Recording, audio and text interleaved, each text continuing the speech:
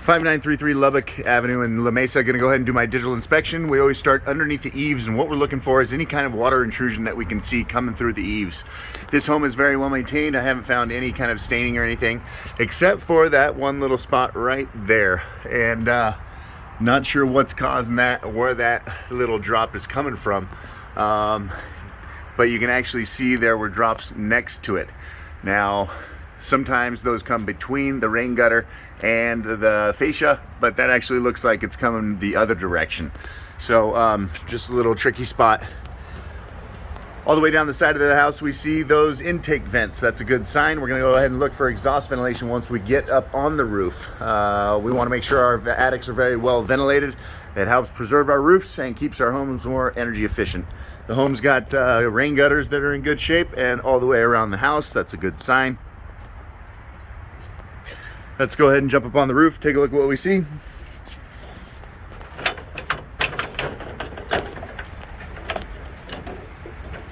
We got a 3-tab asphalt shingle. Looks like they did use a starter shingle, but that starter shingle is definitely failing. That's what you can see underneath these shingles. It's drooping, and not sure what's caused that, but there is at least 2 layers on this roof. Over on the north side, where we get a lot less sun and weather exposure, these shingles are growing a little bit of mildew. That's that spotting that you can see on the shingles, but there's not a ton of granule loss. These shingles still look like they got a couple years left in them. As soon as we get over to the south side of this roof, where we get a lot more sunshine and weather exposure, we have considerable granule loss, and we start to see some of the fiberglass that's exposed on this roof. And this tells us that this roof is definitely on its last leg and will need to be replaced sometime in the near future.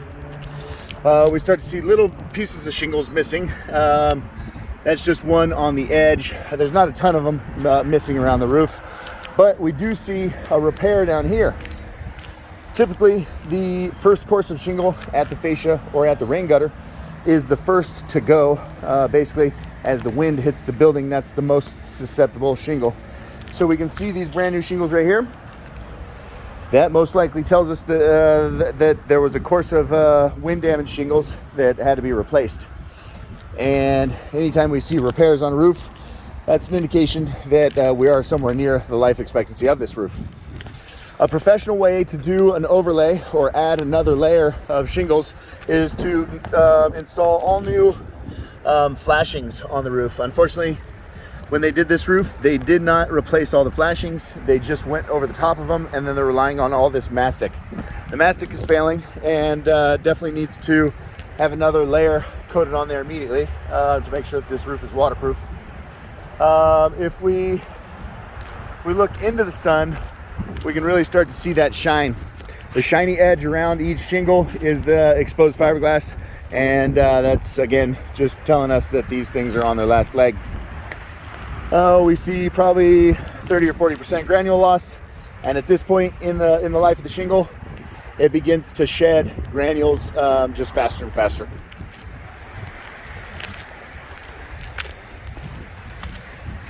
Based on my inspection, I would guesstimate that this roof is right around the 20 to 25 years old mark, and these shingles are expected to last 20 to 25 years.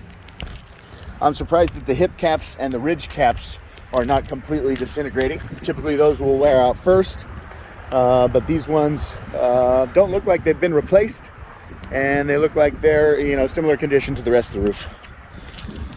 Here on the west facing, we can see some pretty dramatic wear and tear right here. Almost looks like foot traffic.